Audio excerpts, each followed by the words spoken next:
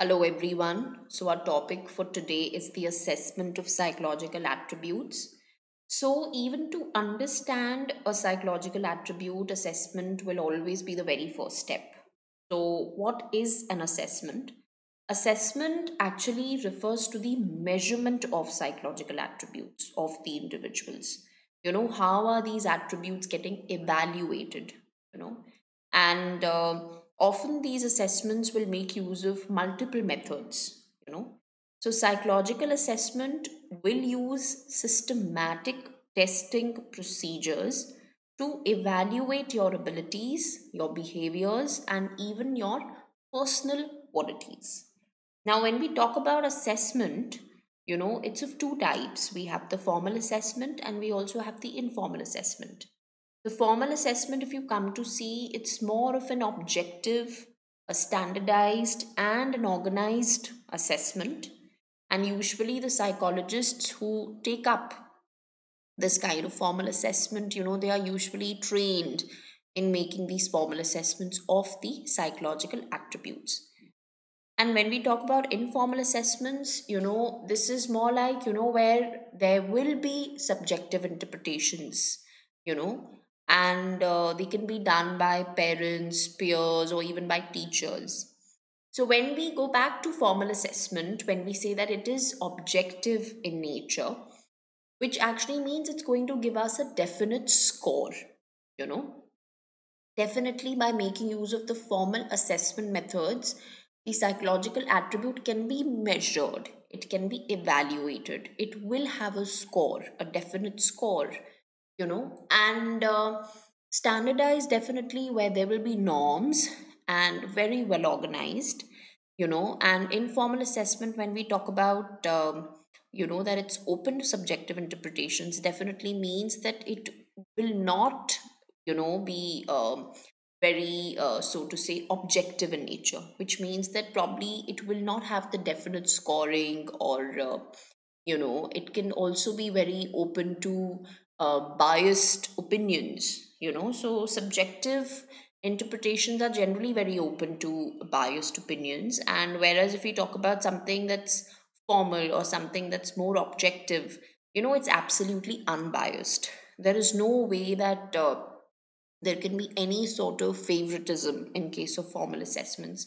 But yeah, in case of informal, or in case of where you can have some kind of subjective interpretations, yes, it's prone to biased opinions, or so to say biased results, favoritism, yeah, that comes into play. Then of course, moving on, we have the next topic, which is very very important, and it actually talks about the domains of psychological attributes. So when we talk about the domains of psychological attributes, we are in a way actually going through the psychological attributes. So when we talk about intelligence, interest, personality, aptitude, values, these are all psychological attributes. So starting with, of course, the very first one, which is intelligence. When we talk about intelligence, it is the global capacity to understand the world, to be able to think rationally, and to be able to use the available resources effectively whenever you are confronted with challenges in life. So definitely, whenever you have these kind of intelligence tests, especially designed to provide a global measure of a person's, general cognitive competence, and we've already sort of studied the relation between intelligence and creativity, how are the two related, and we know that a person who's very creative would actually need slight intelligence to be able to exhibit that creativity. But it's not necessary that the creative person has to be, like very, very intelligent, or every intelligent person will be very creative. That's not definite. So definitely, but to even be creative, yes, we do require that slight intelligence. So it needs to be noted that, students who generally have low intelligence, they probably will not do that well in academics when we talk about school related examinations, or other areas. But we really cannot say that their success in life is only dependent on, being highly intelligent. No, that's not true. Even if they have low intelligence, they can definitely succeed in life. Probably they can be very creative that way, you know. So when we talk about aptitude, one word that's so synonymous with aptitude is your potential. The underlying potential of an individual, to be able to acquire skills. Again, when we have these aptitude tests, there of course we are able to understand that what this individual will be able to do if he's given that sort of environment, if he's given that sort of training and opportunity, what can he do? You know, and probably like what is he good at? What is his potential? Where does it lie? So definitely, like for instance, if someone who's got a very high language aptitude, we can make out that he can be a good writer, he can be a good orator, like so yeah, so we know that if he has the aptitude for it, he will do wonders in that area. He will do absolutely amazingly well in that area. When we talk about interest, the word synonymous with this word is, of course, your liking, your preference. So an individual's preference for being able to engage in one or more specific activities. So definitely, when you are going to assess the interests of the person, like you get to know that what are the various courses they would like to take up, and definitely you get to also know that like what are the areas where ultimately they're going to feel satisfied, they're going to feel contented, and they are going to show great performance because they like that place, they like that area, they like that course of action.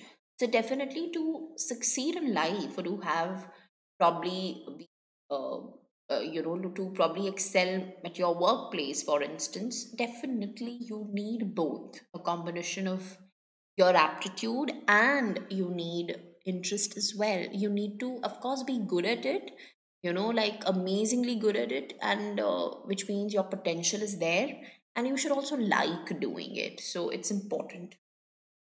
So moving on, we have next, which is of course your personality. Personality is all about your relatively enduring characteristics, of a person.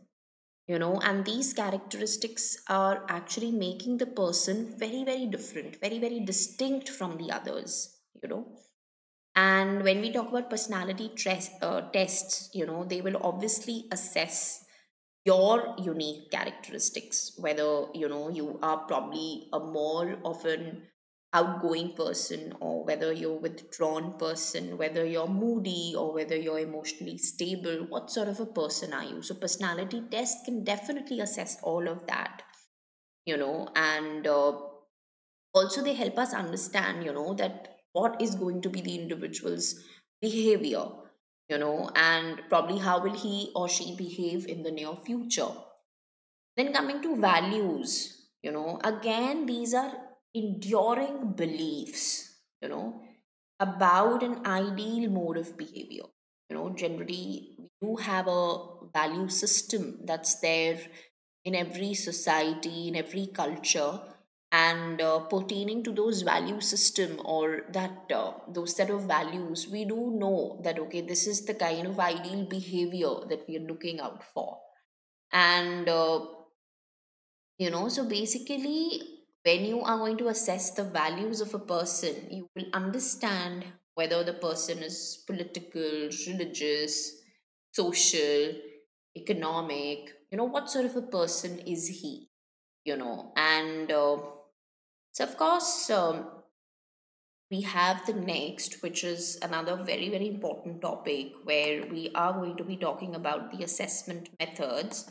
And assessment methods, definitely, we do have, five of those here: psychological tests, interviews, case study, observation, self report.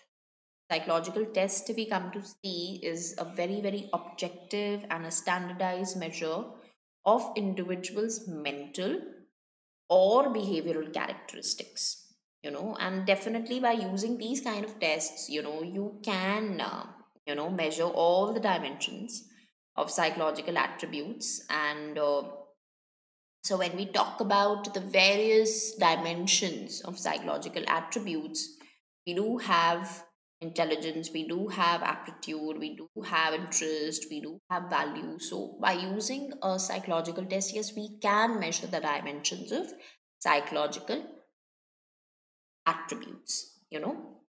Then, of course, moving on, we have the interview method, where it's all about you are trying to gather information from the other person, and that's like mostly on a one-on-one basis.